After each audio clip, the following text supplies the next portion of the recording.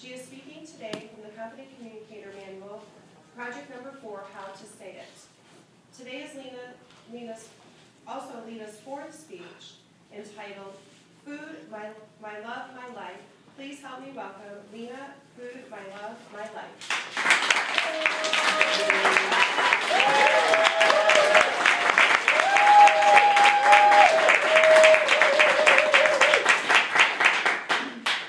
Food, like love, takes time, imagination, passion, good humor, and not too much upset over a mistake. Things go wrong, things go right.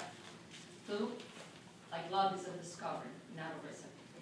Madam Toastmaster, fellow Toastmaster, and yes, cooking is my favorite way to bring friends and family together. To me, food is family, tradition, comfort, life itself. My favorite place to be is in the kitchen. It was in the kitchen that, as a child, I stood up on top of a little chair and watched my grandmother and my mother cook her meal. It was on that little chair that all began for me. Food is my passion, art, and creativity of my life. It brings me joy when I create an original recipe or when I recreate one of my grandmother's masterpieces. Like Nona Rosalia, I know what food tastes like without tasting. I don't have her strong sense of smell though. She could smell and single out everything anyone in her neighborhood would cook, and were spicy and you. Nona Rosalia never followed recipe. For her, cooking was an art of love. A gift, a way of sharing with others, I piccoli segreti, the little secret that was simmering on the stove or bracing in the oven. Nona Rosalia was the foundation of her family. She was a strong-willed woman with strict rules and a stubbornness no one could match. She never smiled. She was grouchy all the time.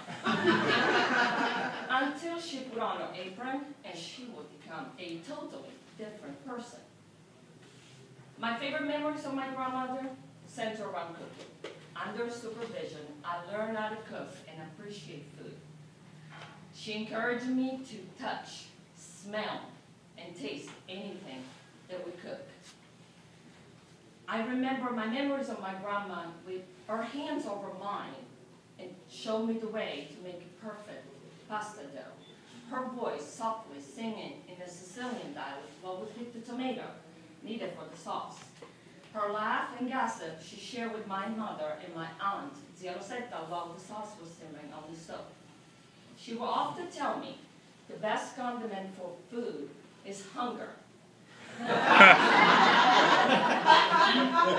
No delicacy or thrill can make your food as appetizing as an empty belly can. What she meant was that when you grew up poor, like many of her generation was, you learned to appreciate food. She also taught me that the excellence of many great dishes is in the simplicity of its ingredient.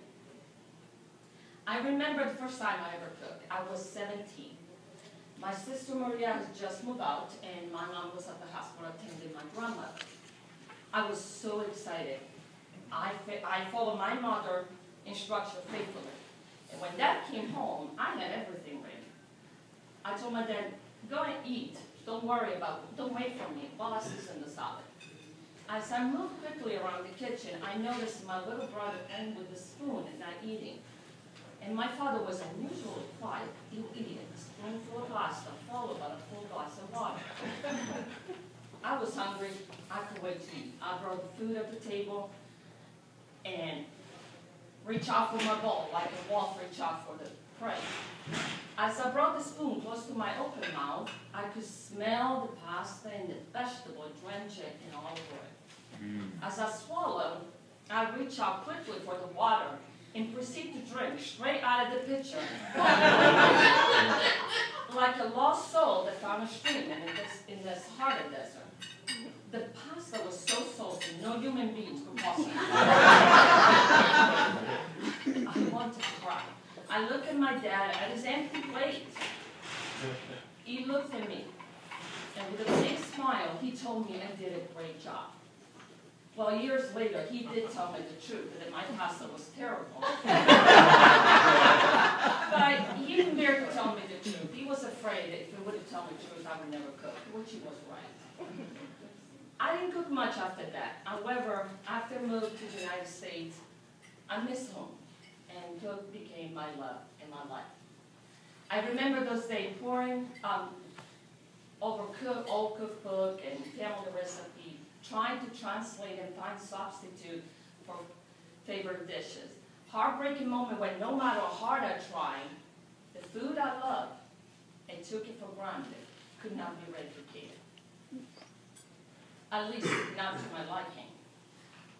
Slowly though, as I followed my grandmother teaching, I fell in love with everything that I was cooking. And the challenge slowly dissipated. And the rest, as they say, it's history. I love food. I love eating too. When I'm enjoying a meal, I am thinking about the next one. There is no better place for me than be in the kitchen. And nothing more enjoyable to bring family and friends at the table to enjoy something delicious. That's why I chose to cook. And that's why I chose to build my life around cooking and also my career.